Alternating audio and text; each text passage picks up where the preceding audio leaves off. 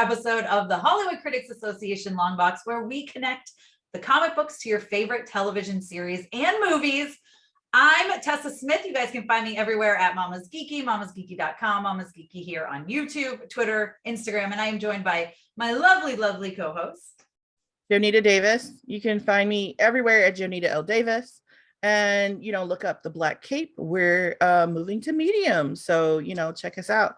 And don't mind our dust as we're transitioning. You can also find me doing my podcast, Creators in COVID, talking to creative people and looking at what they did, how this pandemic changed them and their views with their craft.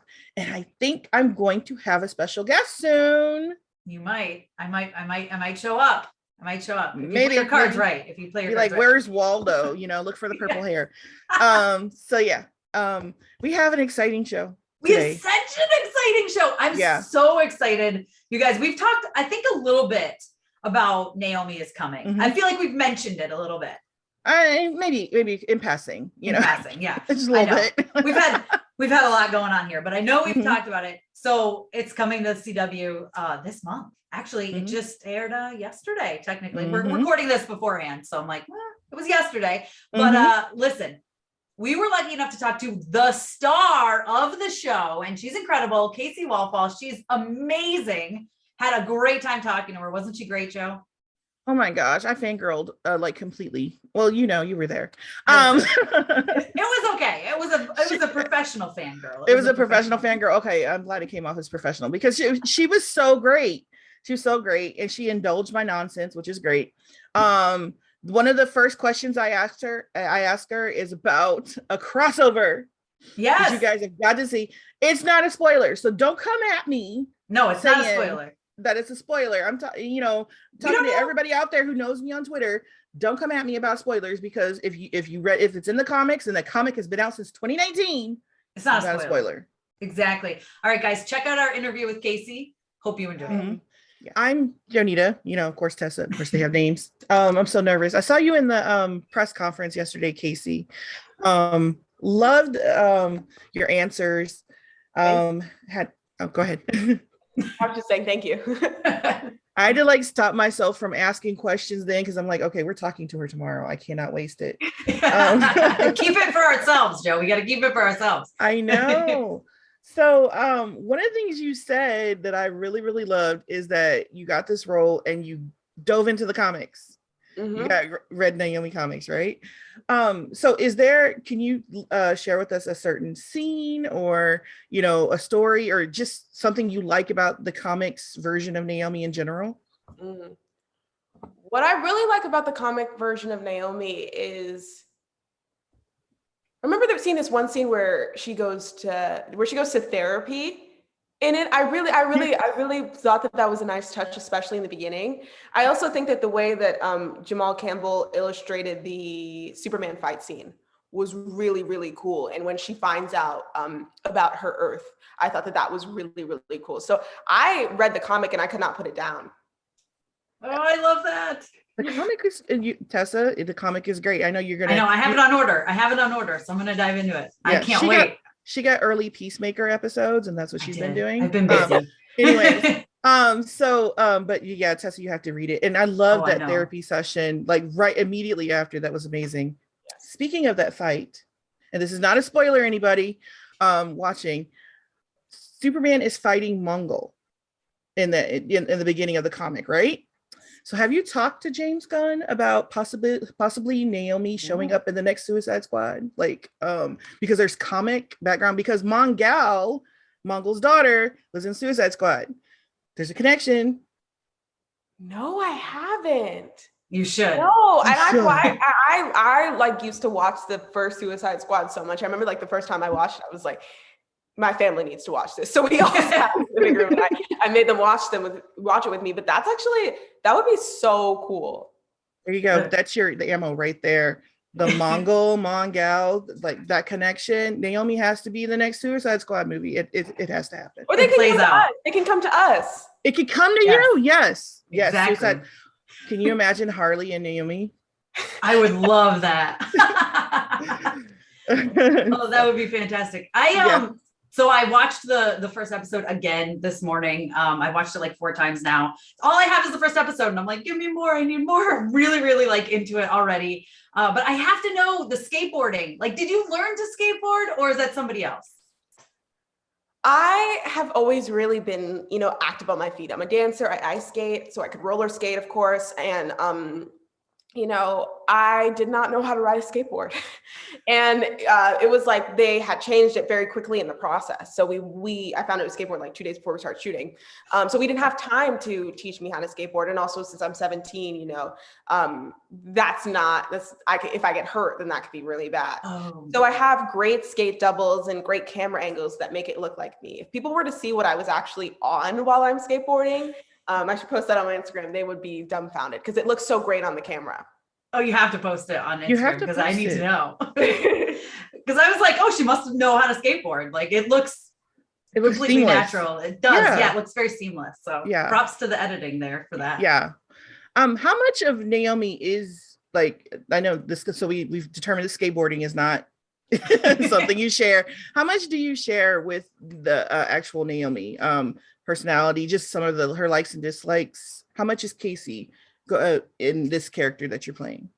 I think that, we're very, similar on the surface. I started the show when I was 16, being a teenager. First of all, like I pull so much of that into me and into the character, and our lives often parallel. It's really interesting. But I think what I bring into her is my drive and my passion. When people tell her no, and you especially see that in the first episode, when people tell her no, that doesn't mean she's going to stop.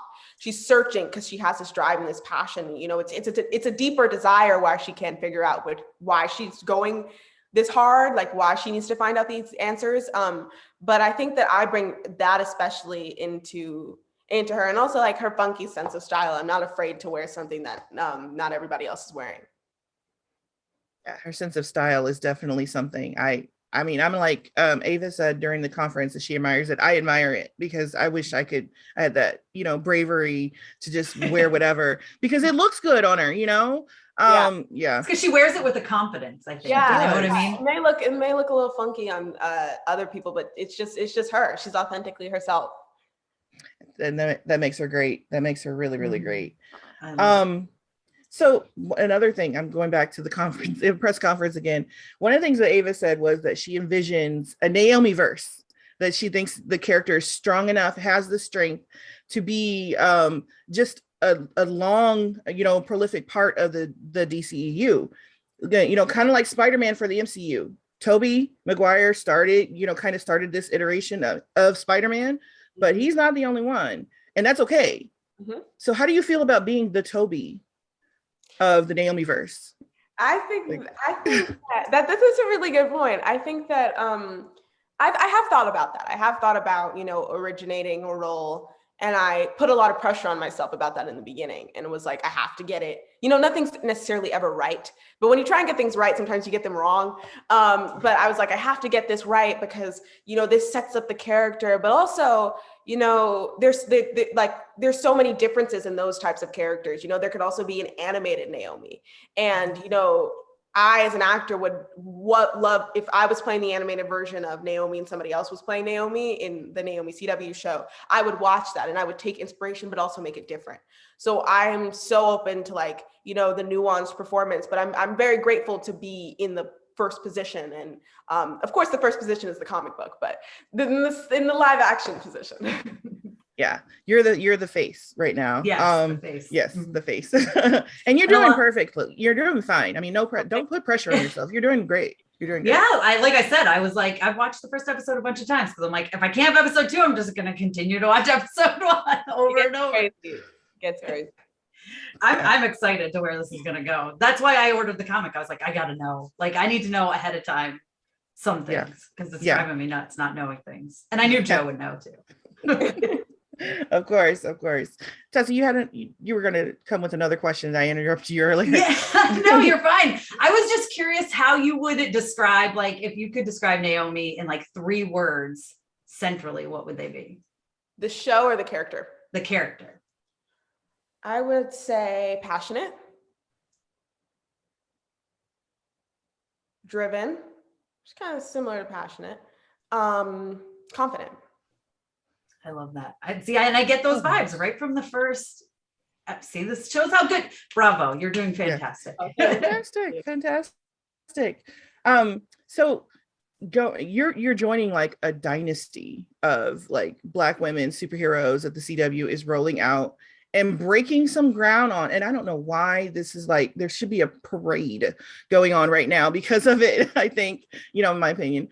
How does it feel to be, to join the ranks of, the women that have come out, on this station? I mean, well, in the DCEU and even on the CW, how does it feel to join the ranks of those that have come before you? I mean, you're coming with, Iris with Flash, and she's of course a superhero now. She always will be. And then you've got Batwoman and then of course the Black Lightning crew. Yeah. And then so yeah, how does it feel to join those ranks? Yeah, I used to watch those shows in middle school, especially. I've watched The Flash and I've looked up to Candace, and I love Black Lightning because I thought that I was a Jennifer when I was in middle school. I really resonated with her, but I'm very grateful for them to have set the path. My mentor this summer was Sierra Renee, who plays Hawkgirl on Legends of Tomorrow and The Flash. And I guess just getting to talk to her and getting the advice from her, and I watched a video on YouTube of Javicia Leslie and Candace Patton and two other women from the DC universe, Black women who were just talking about their experiences, and that was really inspiring to me. Javicia sent me a message on Instagram, which I thought was so sweet. So I'm really grateful for them to have paved the way and for me to continue to pave the way. And I'm so welcome and open and excited for more. I am so glad to hear that they're like embracing you and helping you out. I love that. I'm about to cry right now because they've had such a rough road, especially Candace. To know that you've got, like a sisterhood around you, that makes me just teary. So go on, Tessa, you got the next question. Well, so for Naomi, Superman obviously means a lot to her, right? It's kind of like an inspiration and just maybe a little bit of an obsession. But I'm curious who in your life, in real life, inspires you? Ooh, yeah, Naomi, of course, Superman inspires her because he's adopted. And, that's, we go deeper into why she desires him, looks up to him so much. But I think in my life, who inspires me, of course, like my mom, and my brother and my dad, but especially my grandmother. I've always really looked up to my grandmother. She has a very special story, and I often sort of bring her into my work sometimes. I think that, I've always looked up to her, and I think that she's such a strong woman and really an example of a real life superhero. I would say, of course, Miss Ava, I look up to, just grateful to know her. She's like your idol that you have and meet her in person, and she's like 10 times better and know her. So I'm grateful to, have her in my circle. But there, there's a lot of, especially women and Black women that in my life, or just that I know of, that I look up to. I love to hear that about Ava, because a lot of times you hear that don't meet your heroes, and that once you meet them, they don't live up to those expectations. So to hear she exceeds it, because I kind of adore her work. So that makes me happy to hear that, like, she's the sweetest. I love it. Yeah, she's the best. She's the best. So if you could, I love asking this question of, people who are already playing heroes. If you could be just another hero, maybe in the MCU next time, is there anybody that you would like to play later on, or maybe sometime in the future? It could be a villain too. Ooh, villains. I've seen I think didn't Michael Keaton do that? The Batman? Yeah, I think, right? I'm thinking. But I think that Naomi is really cool, and of course I'd love to play this character for a really long time. Playing a villain would be really fun, because I think in the villain you have to find the heart in the villain. Yeah. So I would be really excited in the future, not now of course, but in my career, to play a villain, even if it's not in these universes. Michael Keaton did do it. He was Batman and then a villain in Spider-Man. Yes, Vulture. Yeah. He was Vulture. I know. Listen, I love the villains, and exactly like you say, the reason I love them is because you do have to kind of find they all have an origin story, and they don't think they're the villain, and that's why I love villains so much. So I would love to see you take on a villain, because I just think you're amazing. And like I said, I've only seen the one episode, but I was immediately drawn to it. And I was like, oh my God, I'm like so into her and I want to see what happens with her. So I'd love to see you play a villain sometime. That'd be cool. Thank you. Thank you. So I'm a part of this group of like multi-cultural families, multicultural, multiracial. There's people who have transracial adoptions and they're in the families, and they are looking forward to this show for their kids as like a sort of representation. What would you say, to kids who are like looking up to Naomi as a hero? Do you have any a message for them or advice or anything like that?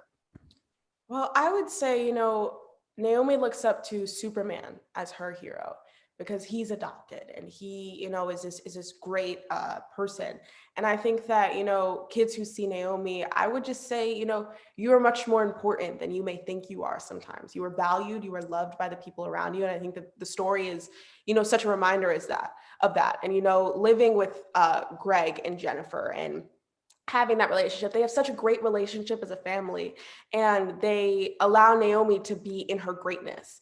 And I think that that's what all families should do, multiracial or not. I think that people should just do that. But I think that, it's really beautiful to see a family that's in real life. I could totally see this family in real life on TV. And I think that it's, a nice touch. Because, sometimes when you see those families on TV, it's not always a nice touch, which is truthful, but, there's also truthful for the happy families. Awesome. I love it. Well, they're telling us to wrap, but thank you so much, Kaci, for taking the time today. Seriously, we appreciate it. Yes, thank you so much for indulging our questions and my fangirling. So, guys, we told you Kaci was amazing. I had so much fun talking with her, and I'm dying to see the next episode. Like I said to Kaci, I've watched the first one a few times, and I'm hooked. And I need more. I need to know where it's going. And the comic is on its way. I have the second one. I know. And it's cool. It's so great. It's so great. So I'm excited. So, I mean, you're going to get more of the wings. Good. I'm just saying it. Good. I know. Good. So hopefully, speaking of, like I said, it came out yesterday. So hopefully you guys have all watched it already. But yeah, that felt like I was like, you can't end. I mean, I get it. Ending on cliffhangers is like a thing, but it's also really annoying when you don't have the next thing to watch, right? So I'm a little jealous that you've moved into the next one, which we won't spoil. Don't worry, guys. But let's talk about this episode. I felt like it was a really great intro to this character. And that's the thing about a pilot, especially the first season. You have to introduce them right. And you have to set that groundwork. So we have to like know who she is, what she's about, who's in her world, and what they're about. And I think it does a perfect way. Kind of sets it up perfectly. We see her family. Yes. And kind of, in very short order, we find out, just who she is, who her family is, who her squad is. Yes. A couple of love triangle parallelograms. I love how that's just a conversation at the table. Wait, I thought you were dating so-and-so. Well, I'm dating this person. Then do I have to decide? No, I want you to live in your room with your stuffed animals for the rest of your life, which I get as a parent. I'm like, yes, I want my children to stay home forever. Most of the time I want them to stay home forever. There's sometimes I'm like, oh, I can't wait to leave the house. That's just parenting, right? But I love that was just a natural dinner table conversation or breakfast table, I think it was. Yes. And there was a press conference last week where the parents actually spoke up. The Greg and Jen, the actors who play Greg and Jen, they said that what they want is for her to be happy. That's what the actor who plays Greg, Barry Watson. Yeah, you recognize him, don't you? Yes. I do. Seventh Heaven. He was like the oldest brother that I had a crush on. I loved Seventh Heaven. Was like my family, like it was our show. We would sit down. My mom was a single mom. My dad was, my parents were divorced and he lived states away. And so for me and my sister and my mom, that was our show that we watched together. That was our one show. We'd come together and watch Seventh Heaven after dinner. I don't remember what night of the week it was, and it probably changed a couple of times, but that was back in the day before you could and I tell my kids, you couldn't just click, oh, I want to watch this show, I'm going to watch it now. You had to wait till it was on TV, and then you had to sit down and watch it at that time. There was no DVR. There was no streaming. Right. And then hope for like an off Saturday or Sunday where they would like play more than one episode at a time. Yeah, exactly. You know, yeah. And you have to wait for that. But yeah, I remember I kept thinking, I know who this guy is. It took me, I had to look it up after I watched it the first time. I was like, who is he? And then when I watched the episode the second time, all I could see was him. You know what I mean? Mm-hmm. Yes. Great. Nothing else. And the lady who plays his wife, I think I'm so sorry if I butcher your name. Muzim Makar. She also talked about how, you know, they just want the best for her. And, you know, nothing else really matters, you know, and so just putting that out there, I think was great. And then Ava DuVernay talked about how she wanted to normalize, you know, just certain things. She wanted to normalize, you know, all the you know, having a multiracial, diverse family, having all of this diversity in town, and you know, and even about the sexuality, the conversation at the table, she wanted to just normalize it. She's like, we need to just have this be the norm. And that's why everybody was so chill, because she's like, Ava and Jill Blankenship, they both agreed that they with this show, they're trying to show that we can normalize all of this, and it doesn't have to be a big deal, folks. If she's dating, you know, whoever she's dating, it's I love that. You just want to normalize it, and I thought that was great. I think that's so great. That's like totally off topic, but I think you've seen the Mitchells versus the Machines, right? Mm-hmm, mm-hmm. At the very, very end, when they talk about Katie dating a girl, and they're like, "Oh, we're gonna get to meet her at Thanksgiving," and you're just like, and that's it. And then they move past it, and I'm just like, I love that. Like, just weave it in, because that's how I am as a parent. Like, I don't care who my kids date. I just want them to be happy. Yeah, that should be the norm. It is. It should be. It should be. And hopefully we're getting there. Well, I think we are slowly. And I'm speaking as a parent who's had 2 kids come out. It to me, it's like, okay, so what do you want me to do? Yeah, like, why do I care? Like, okay. Why do I care? But like, all right. It's like, change. What do you need from me? Right. And which my daughter, who came out first, was like, okay, I need you to buy those 2 t-shirts. I put an Amazon cart to, like, you know, she put 2 t-shirts in my Amazon cart to like do a pre-coming out, you know? One was like, what was it? One says, they both had like queer anthems on them, and they were so cute. And so, she's like, well, could you just buy those t-shirts for me now? That was it. Okay. Easy. Yeah. That's easy. I can do that. Yeah. And my other daughter was like, okay, cool. You know, and I think that's the way it should be in families. I don't think we should be disruptive or fighting. I mean, even this whole, I think her looking up to D and hanging out with him, that should, I love that the parents don't make that a big deal, because I know in some circles, a girl hanging out with a grown-ass man, people would be like, a tattoo artist, who's a tattoo artist who looks like a biker, they're going to be like, no, you know, and they're going to have a fit, but they're like, oh yeah, you saw D today, okay. You know, right? Exactly. It's all about trust though too. And I love that they have this trust, and they talk about like, oh yeah, you're adopted. Like, that's not a big, because some parents hide that from the kids, and I understand keeping it from them maybe for a little while until they're old enough, but at the same time, if I think I would just from the beginning let them know. I mean, unless there's something traumatic or something, right? Although it seems like there might be some, I mean, she apparently had parents who died in an accident far, far away. I don't know anything. That's all they said in the first episode. Don't even move your face or say anything. But in my head, I immediately think, oh, like when Superman's parents died on like Krypton, I don't know how Superman goes. But you know, I'm excited that like everything is so, you said the word normalized, but that's exactly it. Like, just, it's totally like, yeah, you're adopted. Yeah. And she's like, oh, he knew my adoption date. That's weird. Okay. Like, it's just a topic of conversation. Like, it's not a big deal. And I just love that about this show. So much of it is just life, which is what it should be. It should be. It should be.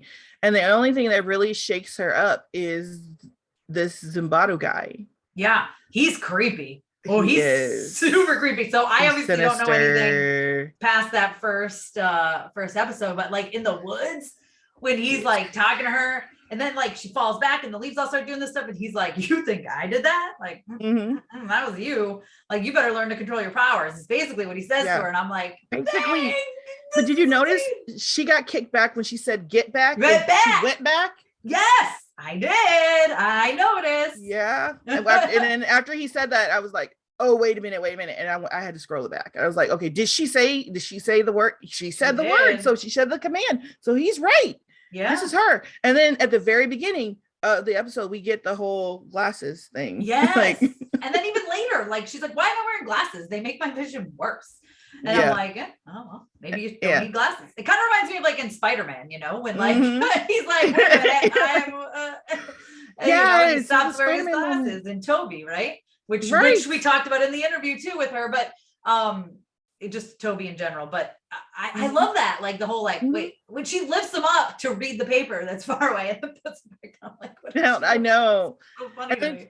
Yeah, she does it. Okay, so the second episode, you see her diving deeper into that. Good. Now, comic wise, and without giving spoilers, of course, even though like we said, it's not really a spoiler when it's in the comics, but like how similar are these first 2 episodes to what's going on in the comics? This is what I wanted to talk about because we heard about it in the press conference.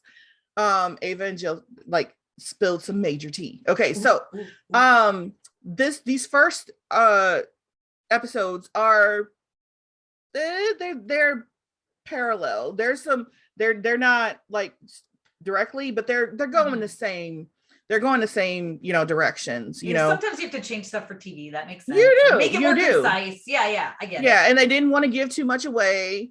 They weren't very specific about certain things. That's why I said the Mongol thing. Yeah. And the Mongol. Yeah. That's why I made that connection because that's in the comics. It's in the comics, people. Right. It's in the comics. They actually show Superman fighting and who he's fighting, and Superman comes back to help clean up, in the first comic. And in the first comic, right after, she doesn't go to D or anybody else, she goes to therapy. Yes, I love that. Listen, so, that's what I would do. Yeah. That's natural. Again, let's normalize therapy, right? People I thought, and then it didn't say that she was going to therapy. It's just that the next thing you see in the comic book is she's sitting on the couch talking to somebody, and it's like, oh, is this somebody in her family? It's not Harley, right? That would no, be cool. It's not Harley. Harley's a therapist. That would have been cool. You know what? That. Like I said in the interview, I want to see Naomi and Harley together because I think Naomi would go to Harley for therapy. I think Naomi would totally get Harley because nobody sees Harley as the genius that she is, and that's one of her frustrations is that she is a genius and nobody sees it. I think Naomi would see it, and I think that's how they would vibe. Listen, CW, you can take our idea. Yeah. It's right here. Just have it. Yeah. And you heard Casey, she's down. She's down for it. Bring Harley onto the CW. So Quinzel, therapist. Yes. That would be amazing. I mean, you have the comic where Harley takes a summer vacation to Apocalypse. Why don't she take a summer vacation to Lake Oswego? Is it Lake Oswego? Port Oswego. And I know because I live in a town called Oswego, and I was like, I was going to ask you that. I was going to ask you that. Is this where I live? What's happening? Where's Superman? Did they shoot this in your town and you didn't say anything to me about it? No, I wish. But I live on a lake. It's Oswego, and we live on a Great Lake in New York. So you guys can come shoot here. Y'all can stay at my house. It's big enough. We're good. Yeah. And just let me know when you're coming, and I'll come camp out. So, but anyway, the first the first handful of episodes they go with the comics. Yeah. That's good. But I love that. They start departing. I love that too. And she's going to be making her own story. She said that they were writing episode 13 and they were editing episode, I think 7 or something. Mm-hmm.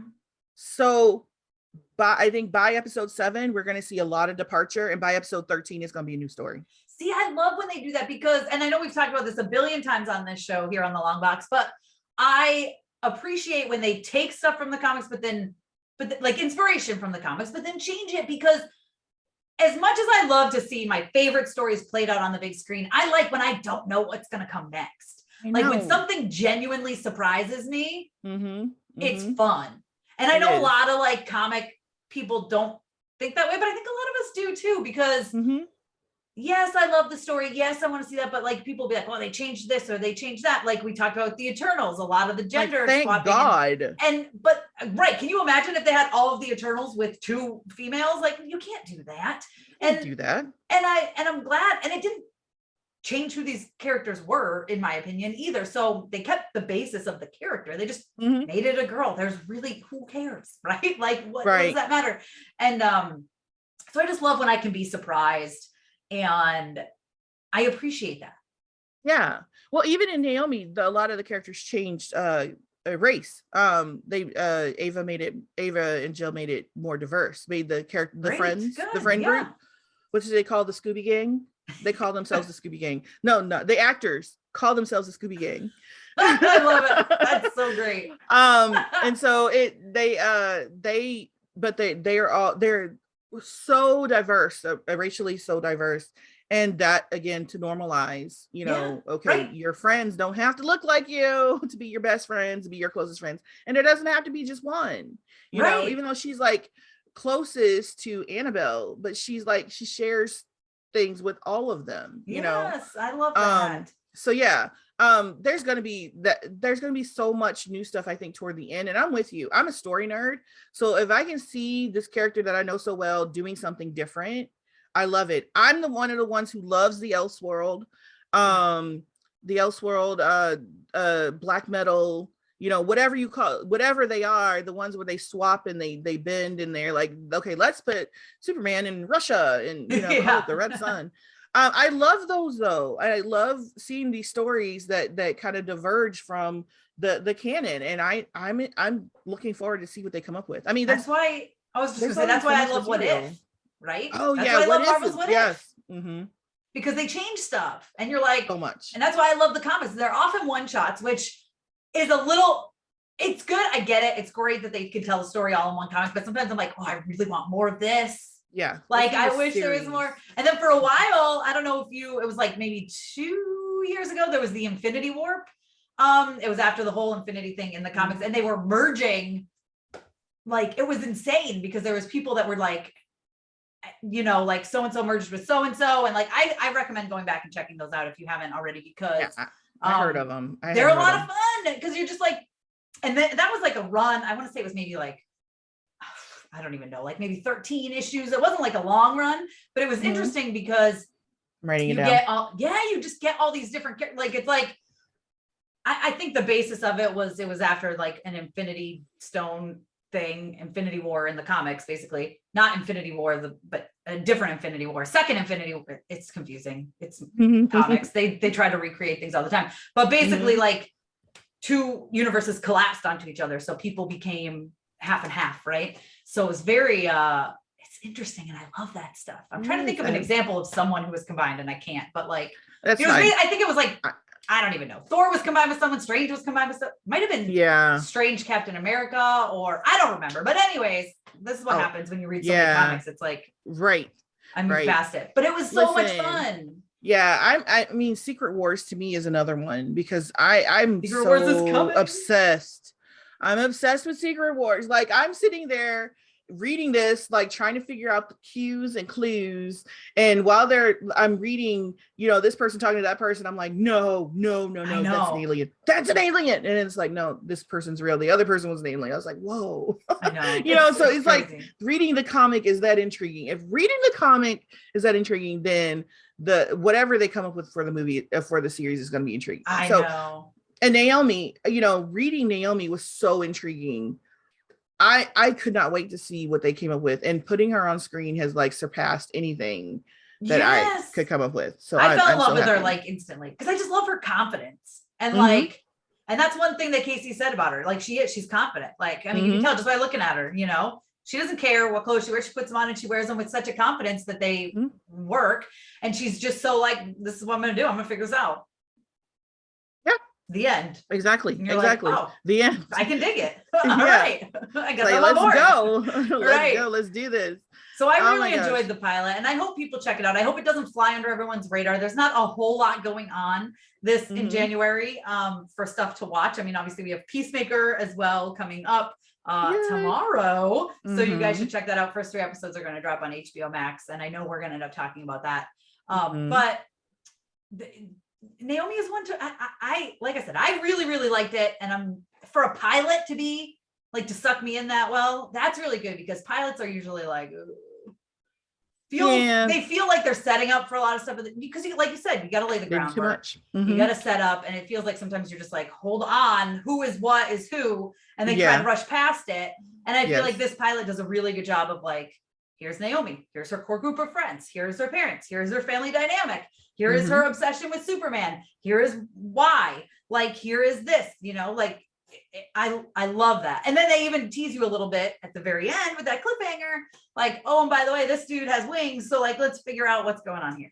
And I still don't know if that's Warhawk or not. Oh, I mean, okay, have I told you about Warhawk? Find out. You did. You told me, but not on here. So tell everybody. Y'all, let me just tell you. Okay, listen. Warhawk is like the child of one of the greatest pairings. Jon Stewart, Green Lantern. I don't care what you say, the numbers bear out. He's the most popular Green Lantern there's been. So Guy Gardner stands. Numbers don't lie. You can say what you want. Numbers don't lie. Come for me. I will show them to you. Jon Stewart and Hawk Girl had a baby. And he ended up, his name is, he ended up growing up and becoming Warhawk. And he has the mechanical wings. Now, in the comics, he's like silver and all covered in metal. Oh. But I'm wondering if D could be like an iteration of it for sure. Yes.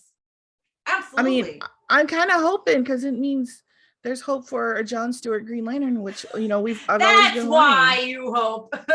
I know. Okay. I have ulterior reason. You do. I want to see him on screen. I do. And I think that this is our way in right here. This is our way in. This is perfect. And if it isn't yet, write it out as CW. Yes. You can have it. And there you go. Make her happy. I've even gone to my DC experts, and they're like, there's no one else he could be with those wings. Unless he's a whole new character.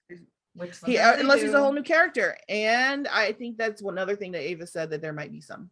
Oh, see, I love that stuff. And then I will tell you, all too often it's interchangeable, right? Because they create a new character. This character could end up getting their own comic. So good. And she did talk about, like I said in the interview, the Naomi verse. Yeah, I know. She wants, because the character's robust. There's so many. There's the Scooby Gang characters. I wish you were there, because you would have loved it. They talked about how each one of them could have their own spinoff.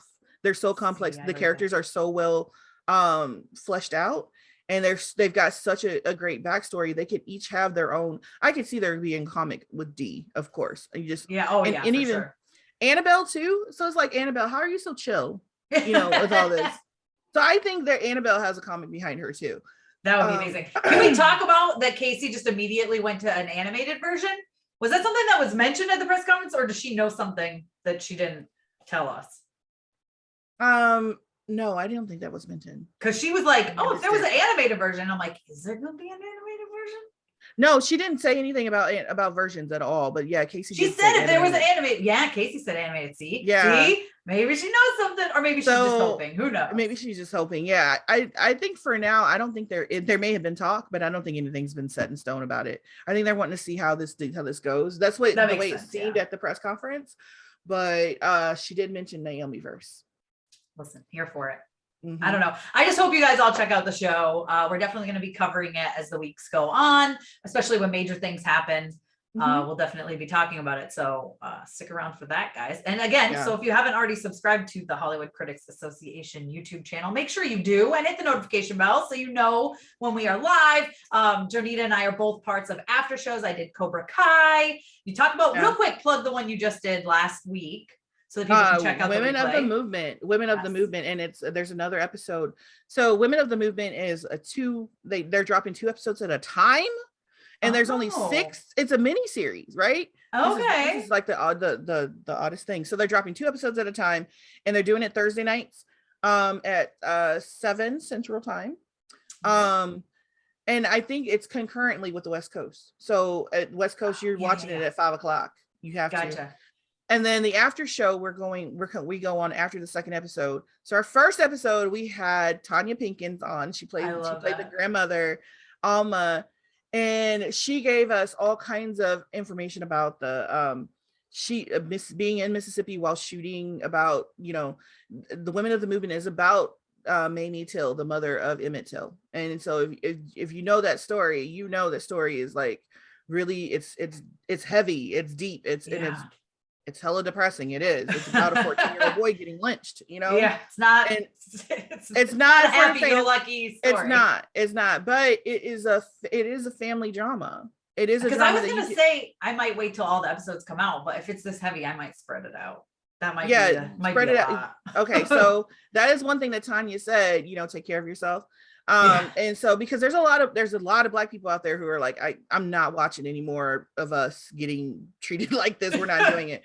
And you know, it's okay if you have to take a break, because you know, some of us had to, but you know, maybe watch one at a time and then look at it, and then come hear us talk about it afterwards. We pointed out the moments of joy, how they like really got into the motherhood, and Tanya talked about how all the creators are women, Black women. I love that. And how there's only certain things you will see because they're Black women. Like, that's perfect though. That's what it should be. Mm-hmm.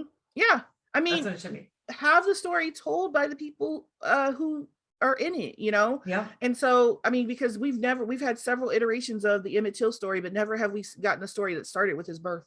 Yeah. Oh, it starts right with his birth? Yeah. See, okay, I'm excited now.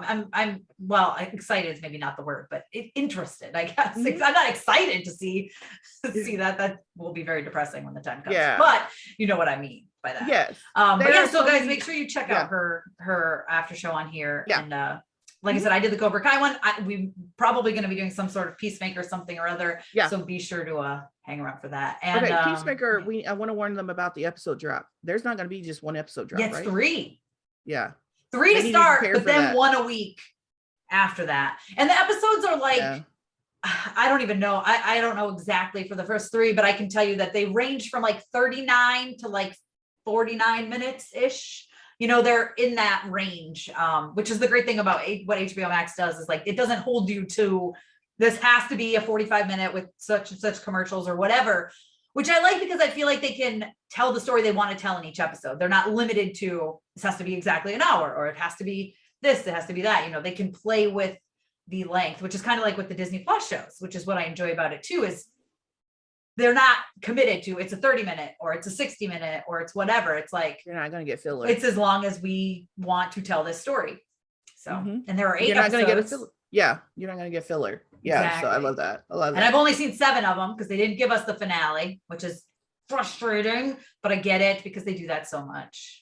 They do that. Yeah. Even the final 3 screeners that we got, and you'll see this when you get yours, are not, they say this, they're not final sound, they're not final VFX, you know, which I kind of dig that stuff. Like I find it very interesting to see the, like, because then I'm like, I can't wait to watch it when it's like touched up just a little bit. You can kind of tell the moments that, I see they had to change that and they want to fix that. And it's interesting. Sometimes there's notes on screen, not in Peacemaker. But for example, I got the Righteous Gemstones season 2 screeners, and it'll say like VFX note, add sparks. And I'm like, this is the coolest. I love those. I got some Hallmark movies over at Christmas break, before Christmas. And it was like, add snow.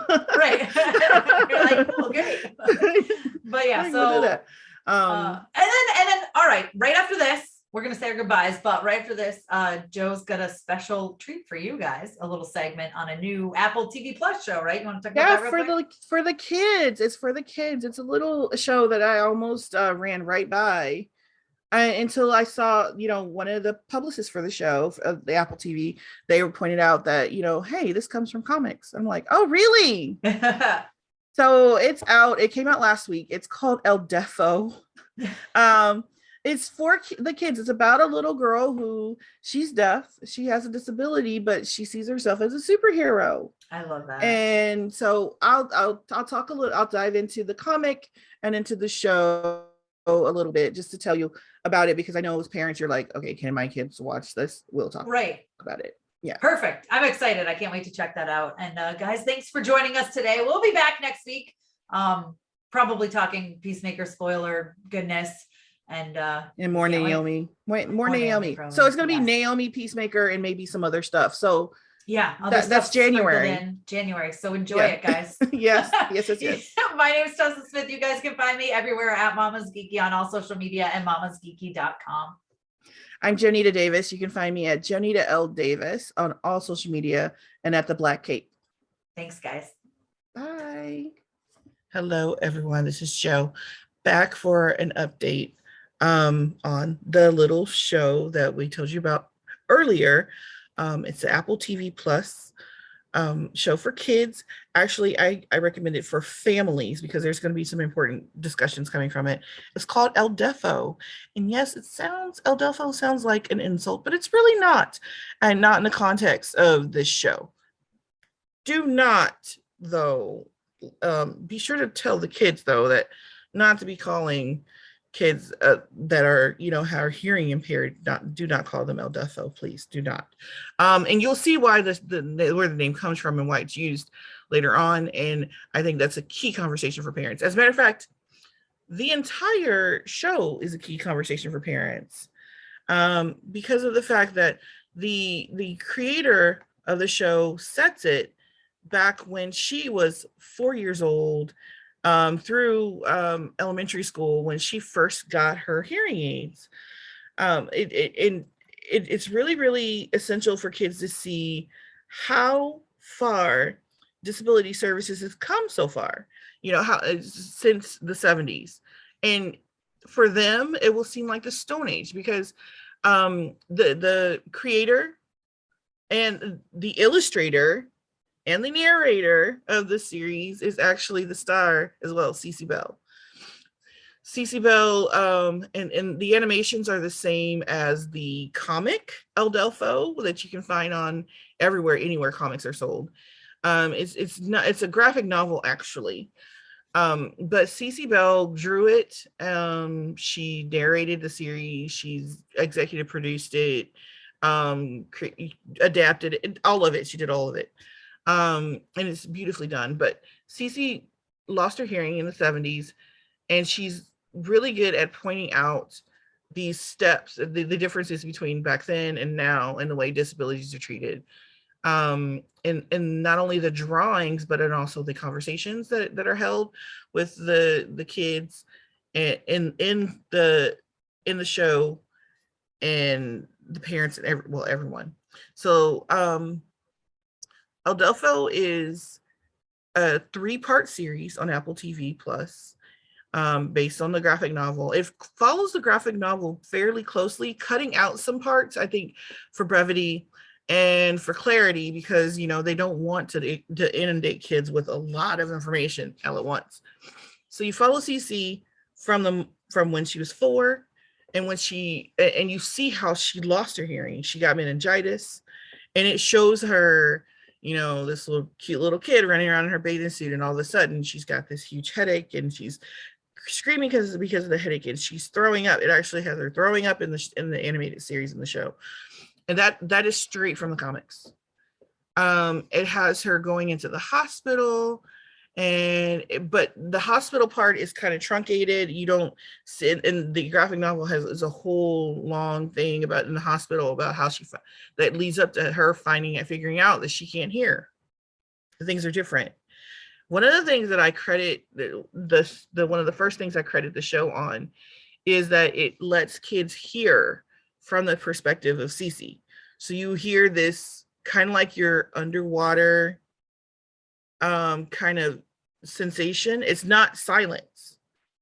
I mean, it kind of it mimics kind of what a deaf person would hear, or a person who's hearing impaired would hear. It's like you're underwater and hearing everybody speak, as kind of my 8-year-old put it. And actually, my kids were really intrigued by this, listening to it once they figured out what was going on. It shows how she loses her hearing, and it shows the organic way in how she's 4 years old. She can't read, she can't write. How else do people find out that she can't really hear? Trial and error. And so her parents, you know, there's an incident, her parents figure out, oh, there's a problem. They take her to a doctor, and the doctor figures out that she's lost a lot of her hearing. So she's fitted for hearing aids. Now, the hearing aid fitting in the graphic novel is an extensive part as well. It goes through the molding and, you know, everything in her introduction to the hearing aids and everything. We don't get that in the series, but we do get her, you know, her apprehension in wearing them, and it's the 70s, so they're like corded and they're huge and they're not attractive, and it just really, really sticks out. So the whole throughout the series, Cece is really, really subconscious about him. She really is, and she has a point to be, because you remember, this is the 70s. There is no disability service. There are no disability services. There are no real words or people out there that are to tell you, hey, you can't say that to that person. Pretty much is a free-for-all. And you can see how people were, they seem mean, but they weren't. And this is another thing I love about the series, and another point of conversation. I know I had to stop and talk to my kids about how these people were not trying to be mean. And like one of the friends would speak slowly and loudly for Cece, but it didn't help because her hearing aids were not, that was not her problem. The hearing aids were not clarifying the words. So no matter how slow you spoke or how loud you spoke, it still didn't help much. And so this girl, and sometimes a girl got really close to her, which Cece could hear her, she still spoke like that. And she talked to Cece like she was a baby, because she couldn't really comprehend that Cece, her brain functioned fine. It's just she couldn't, hear well. And I had to explain to the kids that they treated people who were different very oddly back then. And it was mean, yes, but sometimes people weren't trying to be mean, they were trying to be helpful. That doesn't make it right. And it doesn't make what Cece's feeling wrong. Cece has a right to feel angry because they're wrong to her. But you really can't put a lot of fault on the people because they didn't know back then. It is their fault. And so having those conversations about the balancing who's at fault and who's not, who's right and who's wrong, and introducing, this is a great way to introduce, if you haven't already, that gray area where some things are right and they're wrong at the same time. We had those great conversations, my 8-year-old and my 6-year-old watching this show. There are plenty of spaces where you can, where there's Cece has a friend, and her friend is bossy and telling her what to do and where to go and how to, and you can see the girl is doing this because she's lonely. She wants somebody her own age to play with, and she thinks, well, Cece has no one else, and well, because she's deaf, maybe I can tell her what to do. And she is, just because of society's perception of what deaf people are and what they are about, that she gets away with that. Well, that's wrong. But how else is the girl supposed to know any better? So we have those conversations, and we leave, and we left them with open-ended questions, because they are open-ended questions, and they don't, there is no finite score chart where you can say this one's right or this one's wrong, or what she did was right or what she did was wrong, because the action could be wrong, but the intention could be, the intention could be good, could be right. So that I think this is a great show to introduce those type of concepts, complex concepts to kids, and the concepts of ethics, and to show the root of the ethics, because we talked about how this is the reason why we have so many rules for stuff you can say about people who are deaf, and stuff you can't say, because we know now that this is not right, that this hurts people's feelings, that we know now that this act of speaking slowly and loudly to a deaf person is insulting and is inaccurate. We know that now. So now if you do it, you are all the way 100% wrong, because you know that that's not the way to do it at all. So yeah, a lot of very good conversations out of this. And I love the way that this series is kind of bold about a lot of these conversations. A lot more bold than I've seen in the past, because like, for instance, when Cece goes to kindergarten, she goes to a kindergarten class for deaf kids. There's this image of her, of each student on a planet in a solar system, and they're all just rotating. And she talks about how they were 4 and 5 years old. They could not read, they could not write. The schools were not teaching them sign language at the time. They wanted them to be able to hear with their hearing aids and to lip read. But even when you're lip reading, there's flawed. And the show and the book go through all the flaws of lip reading, which I thought was great. It's very informative. But it shows how back then, because they didn't want to teach sign language in schools, it shows how isolating it was. And so each kid was in this planet, on each of their planets, floating around. But Cece's like, but we're together. We're orbiting, we're floating in this, in space, but we're floating in space together. So that's like heartwarming and heart-wrenching at the same time. And that's what, but it's it's a bold thing to say about deafness back then. It shows the equipment, how chunky the hearing aids were, how mean some of the even the adults were, like the gym teacher especially. I wanted to throttle that guy, and my kids were like, "Oh, he's mean, but he's a teacher." And it's like, yeah, even teachers are mean, and so it and you'll see the action. I won't give it away, but it's in I believe part 2. Part 2 or part 3, but you'll see it, and the kids will be appalled. They will be. But the biggest thing about the show is slowly Cece begins to see how her disability is actually an ability. And that's one of the things that I, as mom of, kids who are neurodivergent, I've always told them that the neurodivergence is a superpower. And I know there are a lot of people in the neurodivergent community that don't subscribe to that. And that's okay. That's okay. For us though, it is, because we're dyslexics and we have ADHD, but we're also creative people in my family. So I teach them that the dyslexia and the ADHD allows your brain to see things and to pick up things that others will not be able to see and pick up. And you can see patterns, and you can get ideas from other places because of your disability. So it's like a superpower. And so Deafo shows, she gets the term. It's a derogatory term when she gets it, but it's such a unique term that she turns it into her superhero persona. And her hearing aids that she's so ashamed of actually give her power. And the power, turns out, is the power to be able to hear the teacher wherever she is in school.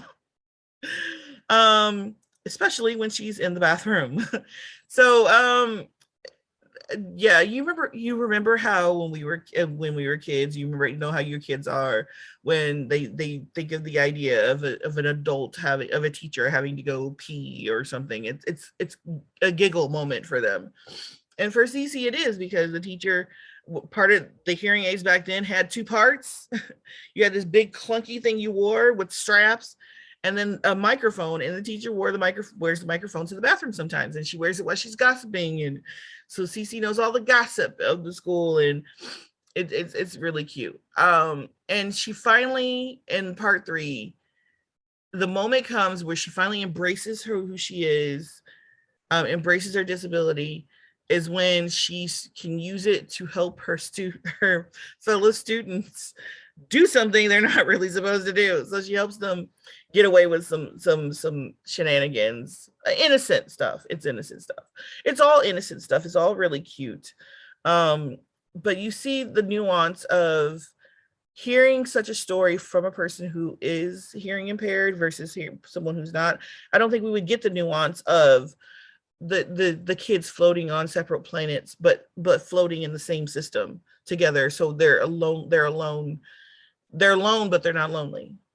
You don't get the nuance of Cece meeting a new friend who moved in across the street, but the friend thinks that, but she runs in the house and the friend thinks she's running away. No, she's not running away. She has to get her mother because she can't cross the street by herself because, you know, being hearing impaired, she can't.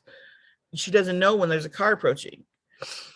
Little things like that. You don't get the nuance of how back then sign language was not something that they wanted to teach the kids. They wanted to teach the kids to lip read, despite lip reading being the thing not to do.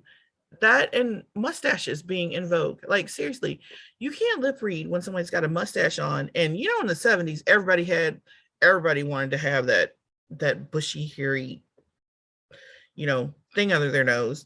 And you can't lip read with that. This show also shows how catty some of the girls can be at that age. Cece was bullied a little bit. I don't think you would get those nuances if this were a show created again by someone who was hearing. You had to be someone who has the disability to do it. The comics, the drawings, if you've read the graphic novel, the same illustrations are in the series, which I appreciated. I think the kids who love the graphic novel will love the series because of that connection. Also, the things that are left out of the graphic novel are so they're not essential to the story. So I don't think you'll miss them, but there will be points of conversation for the kids who notice, hey, wait a minute, they didn't mold the ear, the you know, the hearing aids to her ear. What happened? What do you mean? What happened? Or Cece has a friend at one point and this girl is super mean. Well, some of the meanness of those scenes are left out, you know, because of brevity. And the kids may jump onto that and, you know, and in the book, she moves from, you know, the city to like a suburban type of area. That move and everything associated with it is not a part of it either. Is not a part of the series either. But the series is cute. The series is wholesome. Adults, you will get into it too, because you'll be like, I didn't realize we were that big of a-holes in the 70s. Oh my gosh. In the 80s too, when I was growing up, you know, to tell you the truth. So I really think this is a family show. It will spark a lot of discussion, a lot of conversation. I highly recommend that you get the graphic novel, read it with the kids, and then watch the show, or watch the show and then get the graphic novel, whatever order. Cece Bell's story needs to be consumed. It does. So, and this story was a New York Times bestseller. Came out in 2014. It won the Newbery Honor Award. You know, the Newbery Book Award is pretty astonishing. It's pretty huge. This is an autobiography. It's nonfiction. Well, narrative nonfiction. That means there's some tweaks. So yeah, I really give it a try. I think, and I think the whole family will like it. So, that's it. That's my, and if I have to give it, it's 5 out of 5 stars. It's beautifully drawn. It's wholesome. It's for the whole family.